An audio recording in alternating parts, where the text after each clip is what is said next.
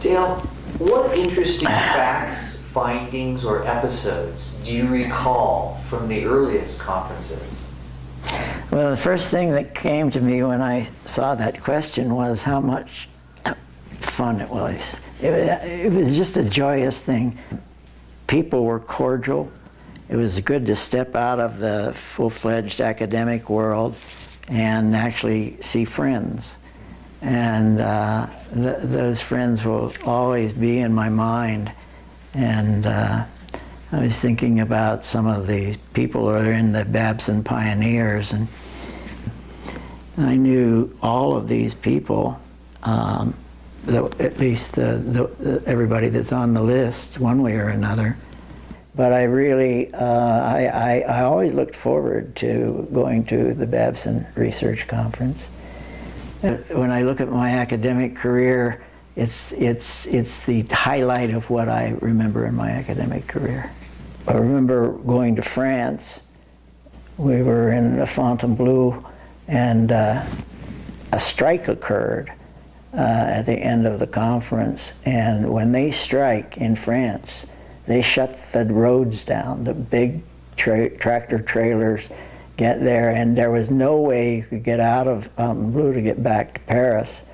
The only way you could go was a train. And I had a rental car, and I had to leave it at a gas station. I guess maybe if there's really an entrepreneur around, they could have figured out how to make it easier on the people who are getting shut out. I thought about that on the train ride. How has the field changed over the last 35 years? Come to the place where research and entrepreneurship as a field is now accepted as a valid academic discipline in business schools and across campuses. The second, the teaching of the business plan up to this point has been ubiquitous. The growth of these business plan competitions and the money that's flowing to the winners in the business plan competitions would have been unbelievable early on. I believe that some of the very best teachers and leaders in entrepreneurship programs are adjuncts, and they're often people who have started their own businesses and they would like to try some teaching, and they do it, and they often do it very, very well.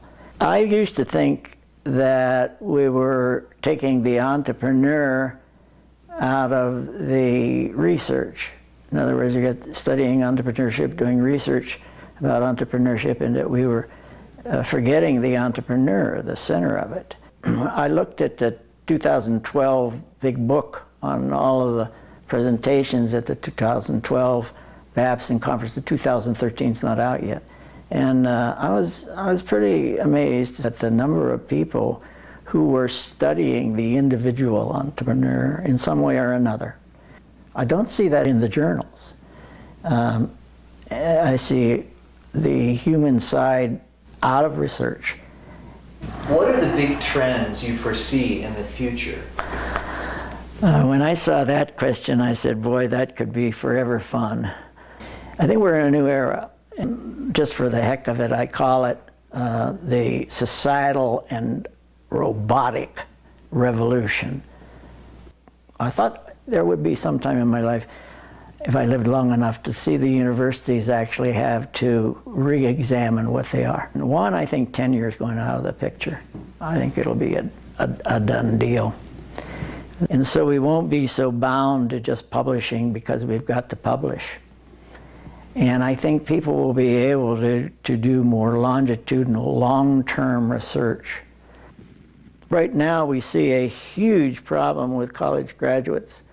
They're underemployment or unemployment, and that's not going away. And so I think that we might have in this entrepreneurship world small business. Maybe it won't be entrepreneurship.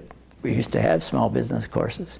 SMEs, as they like to say in Europe, small and medium enterprises, that we might have a big, big role to play because rather than corporations hiring everybody, you might have many, many more people who are doing businesses that they can start and they're still going to be viable.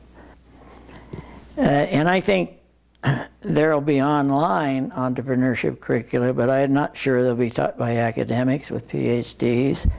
I think they might be very easy for articulate and practical, true entrepreneurs, even to start their own companies in order to do that training, because I think the training is going to be huge, training and mentoring.